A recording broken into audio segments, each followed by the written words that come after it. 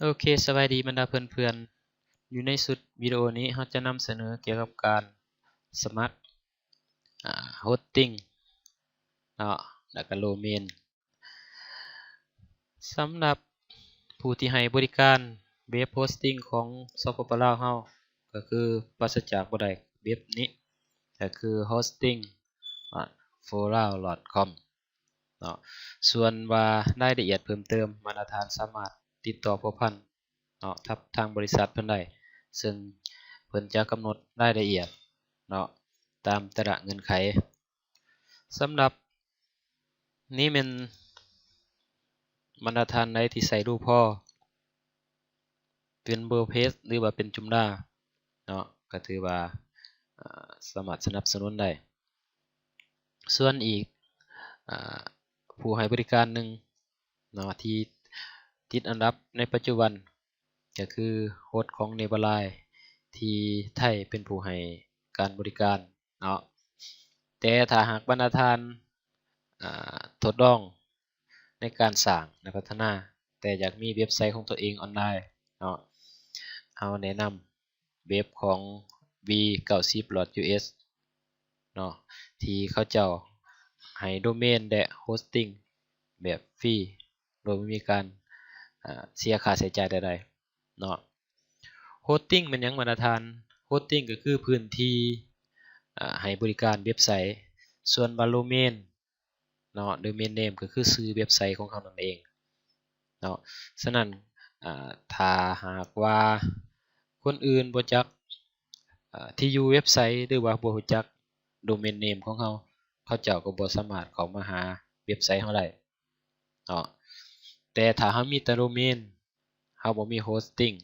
แต่เราก็บ่สามารถนำเว็บไซต์ของเราขึ้นสู่ออนไลน์ได้เนื่องจากว่าโฮสติ้งก็คือพื้นที่ที่เอาโปรเจกต์เว็บไซต์ของเราดังกล่าวไปฝากเมียนเนาะอยู่ในสุดนี้เราจะนำพาบรรดาทานสมัครโฮสติ้งเนาะหรือว่าสมัครโดเมนฟรีกับทาง v90.us แต่ว่าผู้ให้บริการโฮสติ้งฟรีนี้ก็มีหลายเนาะ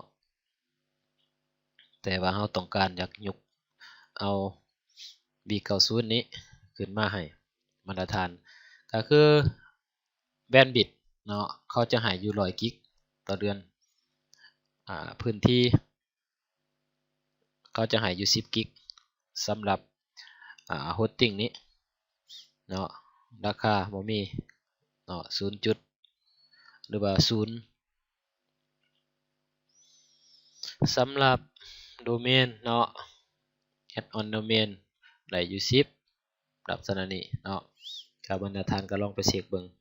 ส่วนว่าอยู่เมนเนมเนาะ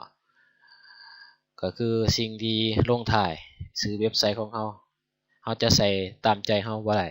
เนาะเพราะว่าทางผู้ให้บริการจะกำหนดเมียนว่าทางท้ายต้องมี.b90.us เนาะโอเคเราเข้าไปสมัครไปพร้อมๆกันสำหรับ username เนาะนี่แม่นให้ใส่ชื่อเว็บไซต์ของเราเนาะที่เป็น username เพราะว่า username ถ้าเราพิมพ์ username นี้ไปเนาะทางระบบเขาจะกำหนดโดเมนก็คือกำหนดชื่อเว็บไซต์ของเราตาม user นี้เลยเนาะยกตัวอย่างเราจะใส่บอกว่า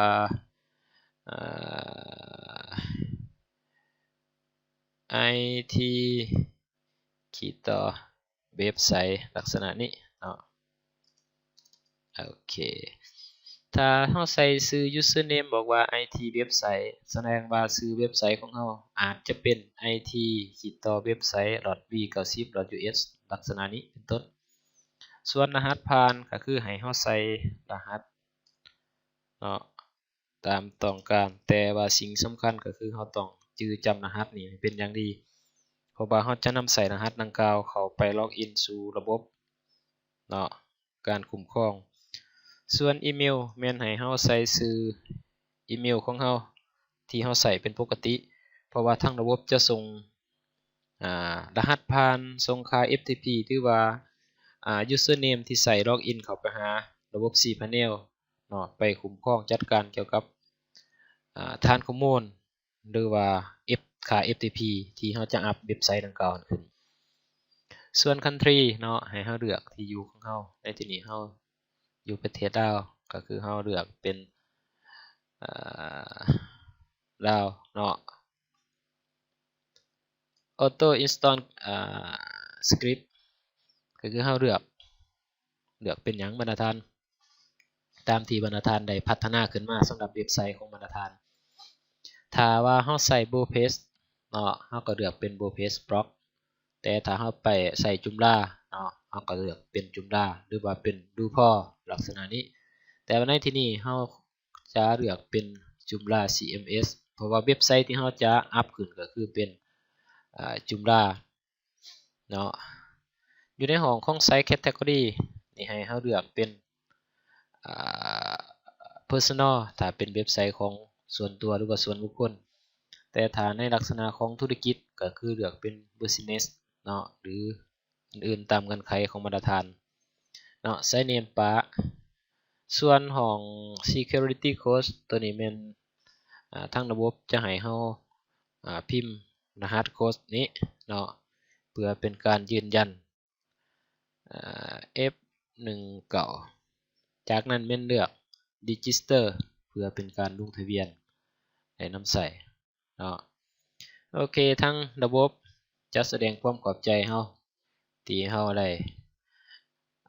สมัครใส่แต่ว่าก่อนจะว่า Account ของเฮาจะเปิดใส่ได้ก็คือเฮาต้องไป Active เนาะตามที่ข้อมูลที่เขาส่งมาให้ทางอีเมลของเฮาเนาะฉะนั้นเข้าไปหาอีเมลของเฮาเพื่อทำการ Active Account หรือว่า Active Domain ดังกล่าวเนาะเข้าไปที่เฮาใส่ Gmail เนาะโอเคเข้าไปหา Gmail ของเฮา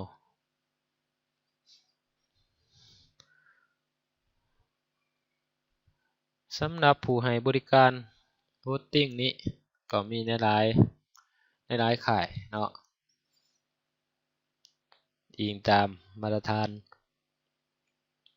มีความสนใจเนาะอยากใส่นี่เป็นอีเมลที่ทั้งระบบส่งมาให้เฮาเพื่อให้เฮาไป Active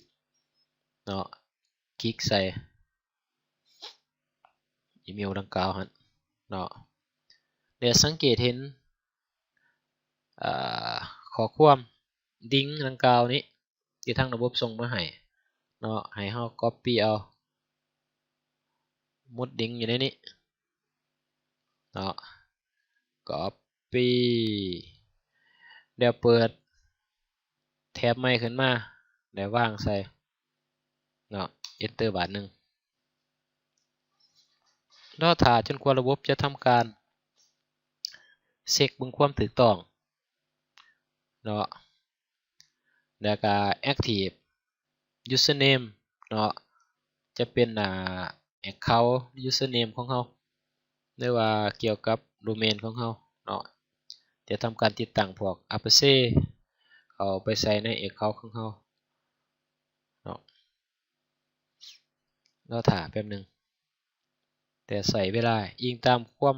ช้าหรือความไวของอินเทอร์เน็ตที่เราใส่ในปัจจุบันเนาะโอเคสำหรับ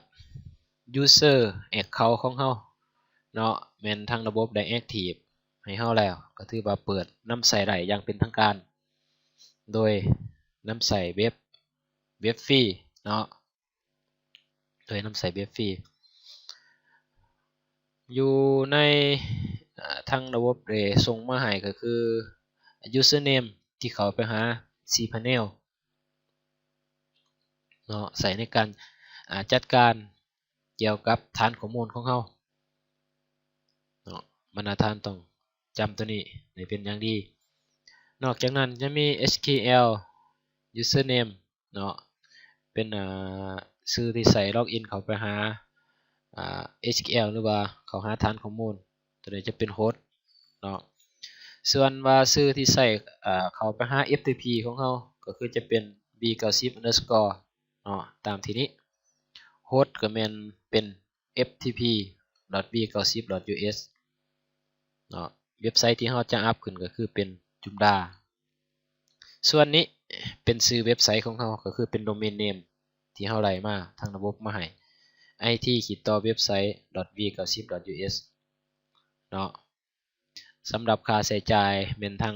ระบบเขาให้ฟรีเนาะฟรีโฮสติ้งเพียงแต่เท่านี้เราก็สามารถได้domain name เนาะที่เป็นนี้เนาะแล้วก็มีโฮสติ้งที่เขาให้ฟรีเนาะก็คือพื้นที่ให้บริการโดยเฉพาะในสังเกตเห็นอยู่ในค่าของ FTP ที่ทางระบบส่งมาให้เพราะว่าค่า FTP นี้แม่นเราจะใส่ล็อกอินเข้าไปเพื่อจะเอาเว็บไซต์ของเราหั่นเนาะไปป้าเมียนอยู่ในโฮสต์ก็คือไปฝากเมียนอยู่ในโฮสต์เนาะส่วนเกินว่าแอดมินก็คือจะเข้าไปคุ้มครองระบบเราจะไล่ www เนาะ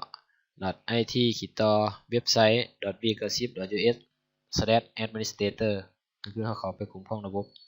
ส่วนบรหัสผ่านหรือว่า user ที่เข้าไปคุ้มครองระบบเว็บไซต์นั้นตอนนั้นเป็นอิงตามในเวลาที่เราติดตั้งลงเนาะโอเคสำหรับ domain name และก็ hosting เนาะโดยเฉพาะและเป็นการ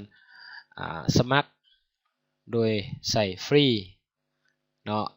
ก็ถือว่าจบเพียงแต่ตัวนี้เนาะส่วนเราจะเอาเว็บไซต์ของเราอัพขึ้นไปหา FTP หรือว่าอัพเว็บไซต์ของเราขึ้นได้นั่นใด